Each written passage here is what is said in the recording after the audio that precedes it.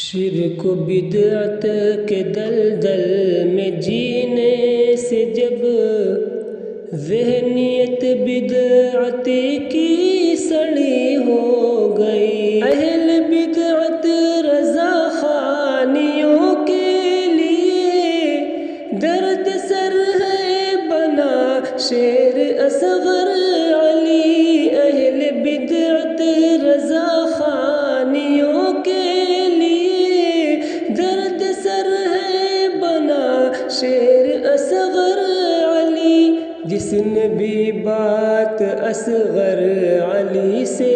ہے کی، اس کی ایک پل میں کھٹیا کھڑی ہو گئی۔ سامعین اور ناظرین، جس طرح فضل المجدد محقق نوجوڑ کہے گیا مرنے سے پہلے کہ میرا دین و مذہب وہی ہے جو میری کتب سے ظاہر ہو، اس پر مضبوطی سے قائم رہنا تمام فرض سے اہم فرض ہے، تو اسی نماز، روزہ، حج، زکوٰۃ، تمام ان فرائض سے اہم فرض جو یہ خبتیوں کا دین اور مذہب ہے کہ کفر اور شرک کرو اور اس طرح جھوٹ بول جاؤ کہ عوام اس کے جھوٹ کو سچ سمجھنے لگے۔ کہتے ہیں نا، چور بھاگتا ہے لیکن نشان چھوڑ جاتا ہے، خبتی اپنے لوگوں کو گمراہ اور اندھ بھکت کو گمراہ کر تو گیا لیکن نشان چھوڑ گیا، اور نشان کیا ہے اس کی گفتگو کو سنیں، اس کے بعد میں تبصرہ کروں گا انشاءاللہ۔ ہے وہ عقیدہ نہیں ہوتا ان کے یہاں،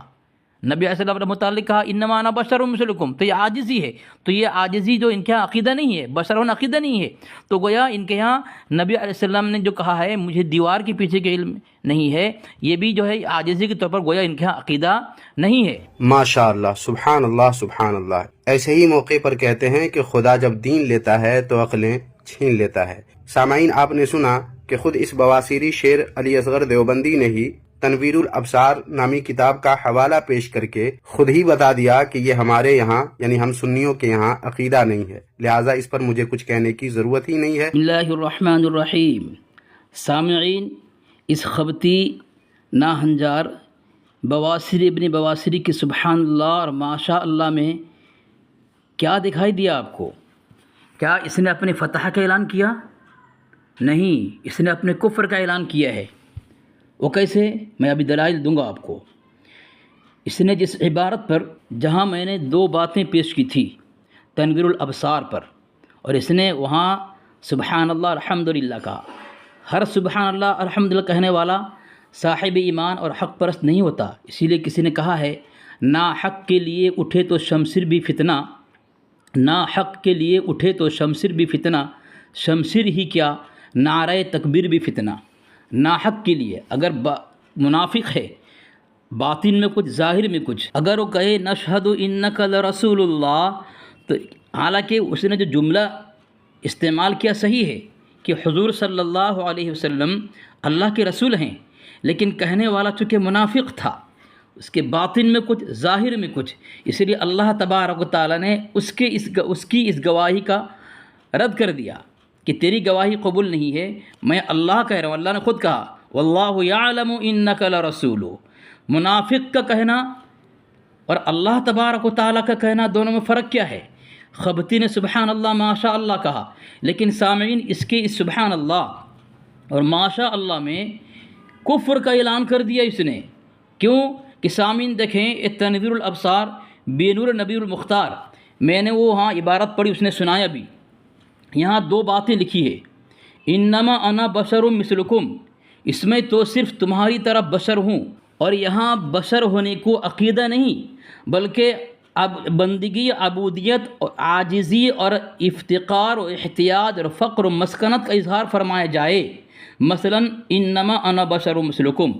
جو جملہ عاجزی کے لیے ہوتا ہے وہ عقیدہ نہیں ہوتا۔ کوئی آدمی اپنے آپ کو حقیر کہا، ناچیز کہا، فقیر کہا، کتا کہا، یہ عقیدہ نہیں ہے، یہ عاجزی ہے۔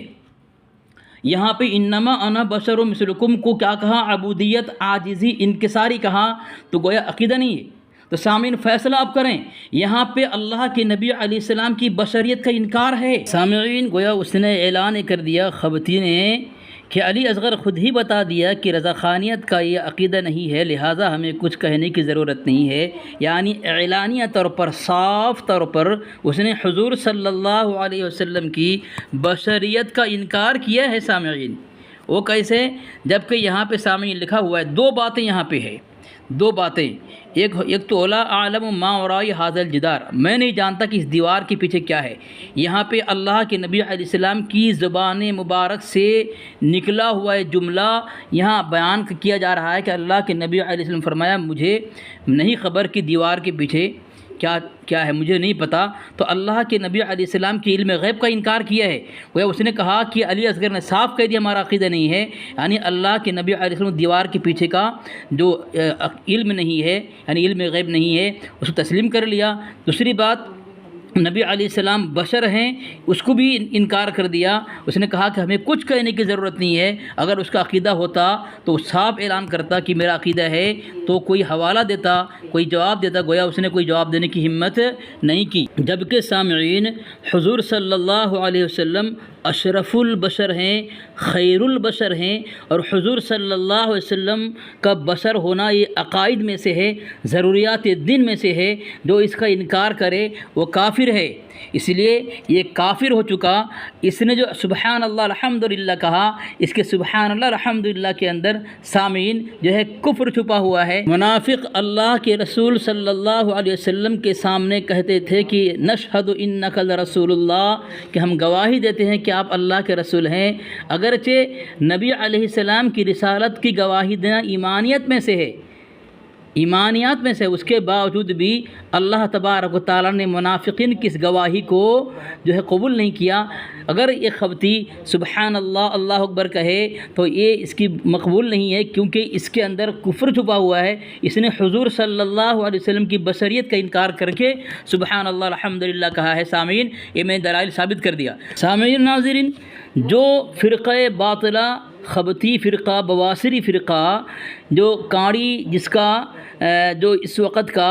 بواصری ہے، کاڑی رفت بھڑکاتی، اب وہ کس طرح اپنے آپ کو بچائے گا؟ جس کے دھرم میں حضور صلی اللہ علیہ وسلم کی نبوت کا، رسالت کا انکار کیا گیا ہے، اور نبی علیہ السلام کا شفیع ہونے کا، رحمت ہونے کا انکار کیا گیا ہے، وہ بشریت کا انکار کیوں نہ کرے؟ دیکھیں، یہ تفسیر نعیمی ہے، 7واں حصہ ہے، 7 پارہ وَإِذَا سَمِعُوا، صفحہ نمبر 117 ہے۔ اس میں کیا کہا ہے؟ انما انا بشر مثلکم، میں تم جیسا بشر ہی ہوں۔ وہاں بھی حصر حقیقی نہیں، یہ معنی کہ یعنی انکار کیا ہے، حقیقی بشر نہیں ہے، یہ معنی کہ مجھ میں بشریت کے سوا کوئی وصف نہیں، نہ میں نبی ہوں، نہ رسول ہوں، نہ شفیع ہوں، نہ رحمت ہوں، استغفر اللہ معاذ اللہ۔ سامعین دیکھیں، اس آیت کو پیش کر کے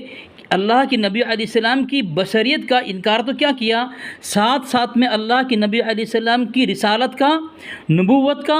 شفیع ہونے کا، رحمت ہونے کا بھی انکار کر دیا۔ آگے لکھتا ہے،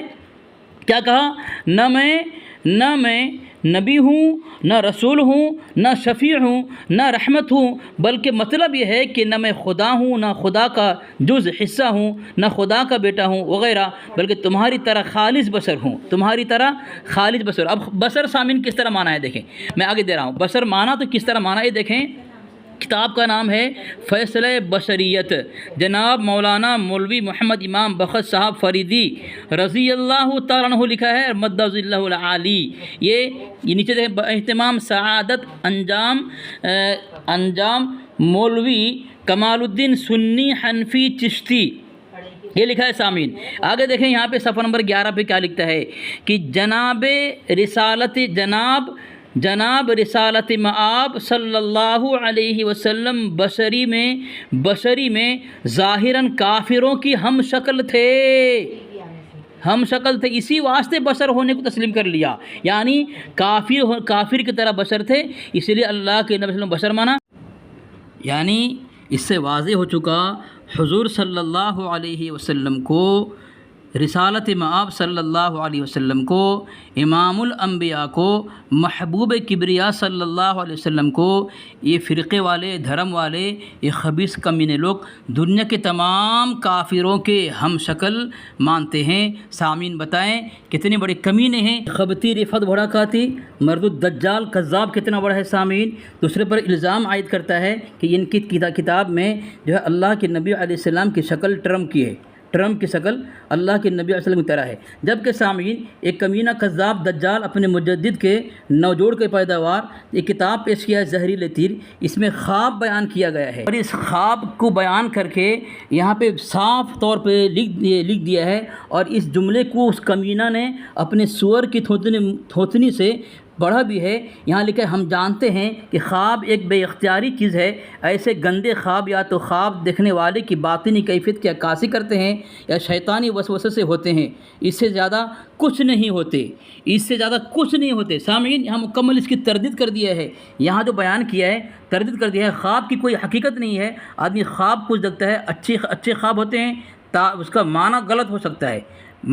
برے خواب دیکھتے ہیں اس کا معنی اچھا بھی ہو سکتا ہے، لیکن یہاں بالکل صاف لکھ دیا ہے کہ ایک عالم نے اپنا خواب لکھ کر پیش کیا، جبکہ خواب کو حجت بنانا ان کی کئی کتابوں سے بھی اور حدیثوں بھی ثابت ہوتا ہے کہ خواب حجت نہیں ہوتا، لیکن ایک کمینہ اتنا کوشش کر رہا ہے، اتنا ہاتھ پیر مار رہا ہے کسی طرح سے دیوبند کو، اہل سنت کو بدنام کرے، لیکن سامعین جب بھی بدنام کرنے آتا ہے خود منہ کی کھاتا ہے، اپنی سور جیسے منہ بنا کر خبیث بھاگتا ہے۔ یہاں صاف لکھ دیا گیا ہے کہ بے اختیاری ہوتی ہے، گندے خواب یا تو خواب دیکھنے والے کی باطنی کیفیت کی عکاسی کرتے ہیں یا شیطانی وسوسے ہوتے ہیں، شیطانی وسوسے قرار دیا جا رہا ہے، اس کے باوجود بھی خبیث کہہ رہا ہے ان کے یہاں ٹرمپ کی شکل نبی علیہ السلام کی طرح ہے، کتنا بڑا کمینہ ہے، جبکہ اللہ کے نبی علیہ السلام کو یہاں کہا گیا کافروں کے ہم شکل ہیں۔ آگے سامعین دیکھیں، آگے بتائیں، اب اس نے یہاں ان کی کتاب میں اللہ کے نبی علیہ السلام کی نبوت کی، رسالت کی، شفاعت کی اور رحمت کا بھی انکار کیا ہے۔ آگے کیا ثابت کرنا چاہتے ہیں لوگ، دیکھیں یہ کتاب ہے اعلیٰ حضرت اعلیٰ سیرت محمد رضا الحسن قادری، صفحہ نمبر